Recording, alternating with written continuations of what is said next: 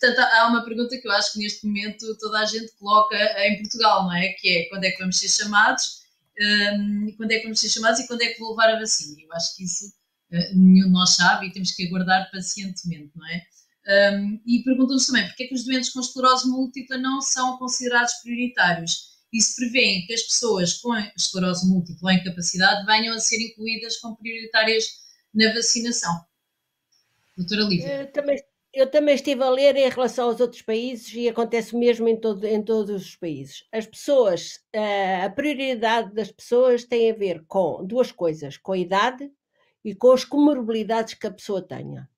E a esclerose múltipla em si não é considerada, ter esclerose múltipla não é considerado um fator de risco. Porque na realidade o que aconteceu nos ensaios clínicos e o que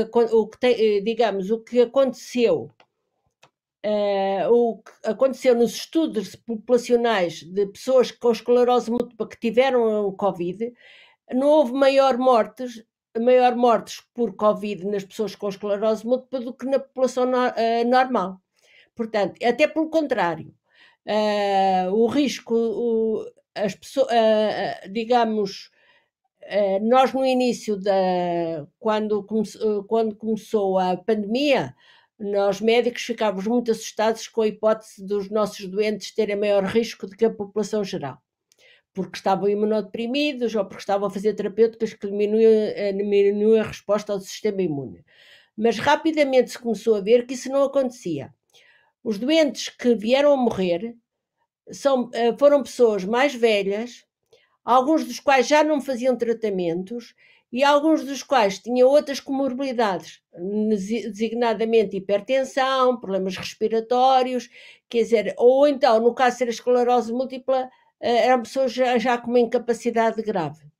Os doentes com esclerose em geral não tiveram mais mortalidade do que os outros.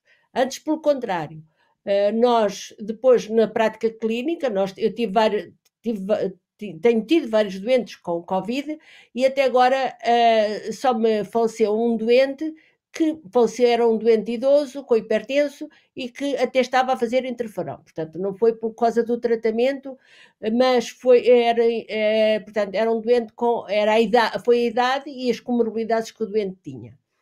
Até agora, os nossos doentes, e eu tenho falado com os meus colegas também, nós partilhamos informação, e até agora os nossos doentes têm passado bem. Portanto, em geral, têm passado bem. Agora, eles vão ser chamados quando chegar a época deles. Que é a fase 3? Depende, exato, depende da idade. Sim, depende da idade. Eu já tenho alguns doentes que estão a ser chamados. São doentes mais velhos, que, portanto, já tenho alguns doentes que estão a ser chamados. Também tive outros que já fizeram vacina, mas porque eram profissionais de saúde. Pois, tive exato, vários, o caso dos colegas da enfermeira Anélia. Tive vários contactos, eu também tenho, nós estamos a fazer ensaios clínicos, e tive doentes que a participar nos ensaios clínicos que profissionais de saúde, e que designadamente uma das minhas doentes é enfermeira e fez a vacina, portanto ela estava a fazer um tratamento que era o ocrelizumab e fez a vacina na altura certa, portanto eu informei-me que ela podia fazer a vacina após a 12ª semana, ela já estava na 15ª semana e fez a vacina e correu tudo bem, não houve problemas. Também tive outros doentes mais velhos, também profissionais de saúde, que levaram as vacinas e, portanto, até agora ainda não tive informação nem de aumento da doença, pelo facto de terem esclerose múltipla, nem de reações à vacina. Portanto, para já as coisas estão a correr bem. E em relação a quando é que vamos ser chamados, temos que esperar, não é? Ninguém sabe. Agora, claro que provavelmente, em alguns casos que mais incapacitados, aí talvez nós pudéssemos ser um bocadinho proativos. doentes com maior incapacidade, não pelo facto de terem esclerose múltipla, mas pelo facto de terem incapacidade resultante da mesma.